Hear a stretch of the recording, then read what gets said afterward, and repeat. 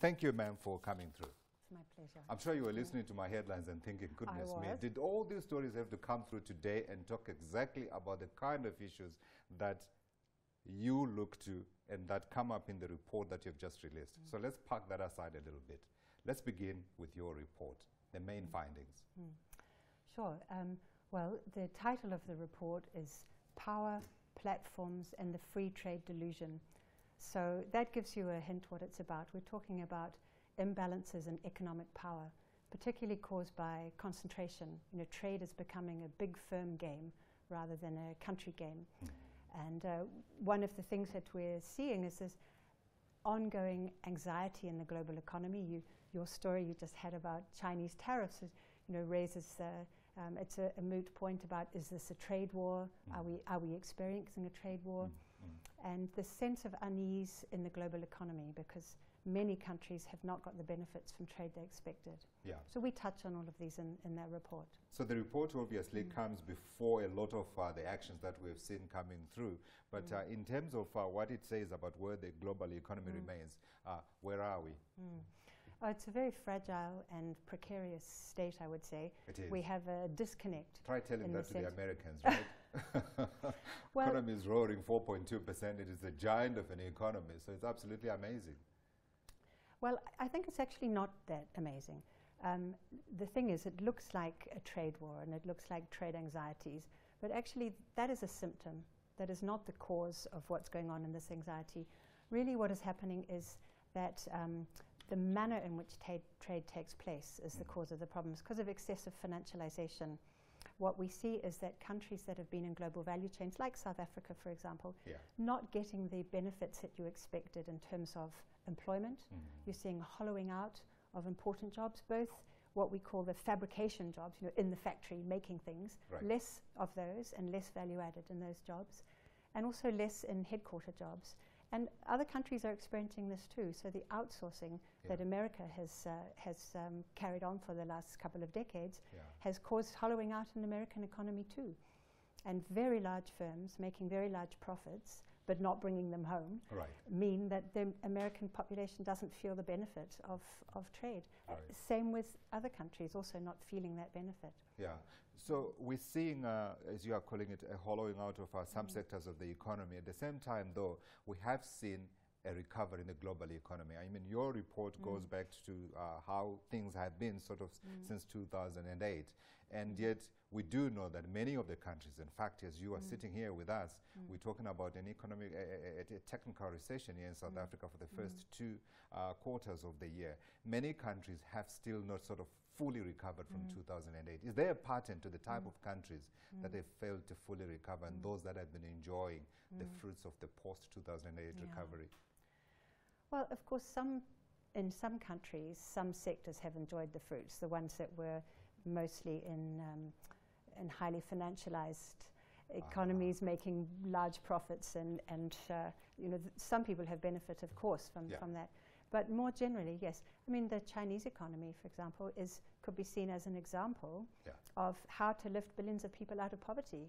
They've used a strategic industrial policy in a way that did not cause hollowing out of the value chain in the way that other countries have experienced.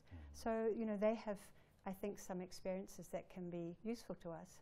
But, other lessons that we see is, and this is a concern for South Africa too, is as companies get bigger, as I said, trade is a firm game. It's a big firm game. It's not about countries. It's actually about big firms.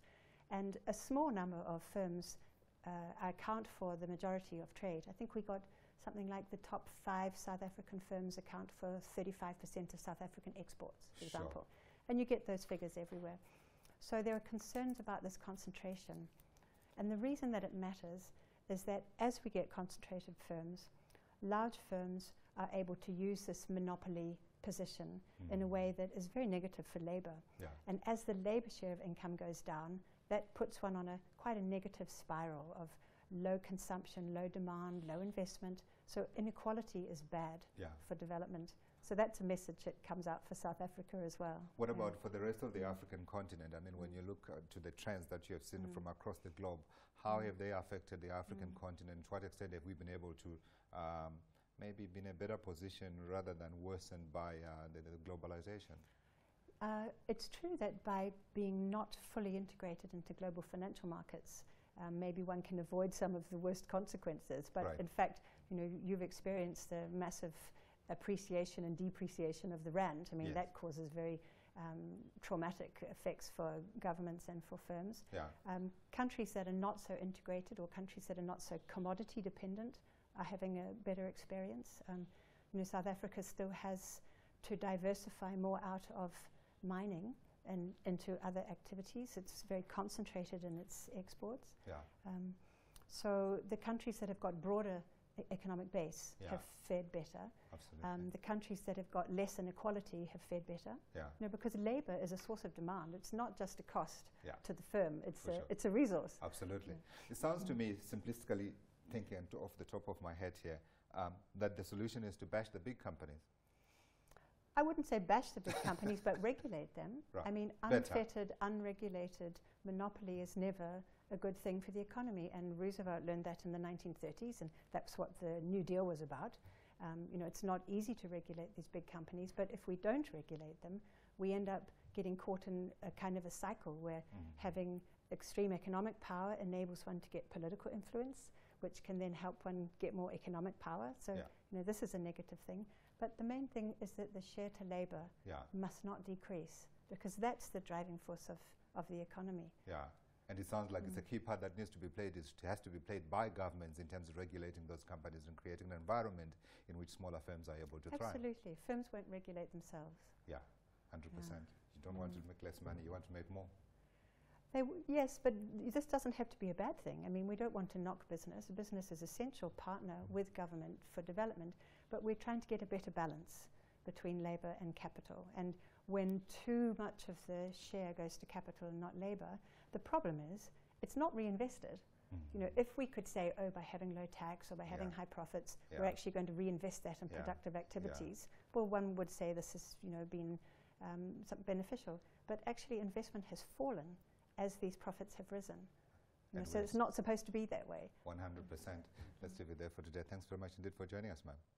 Thank you. That's Dr. Diana Barrowclough. She's Senior Economist, Division on Globalization and Development Strategies at the United Nations Conference on Trade and Development.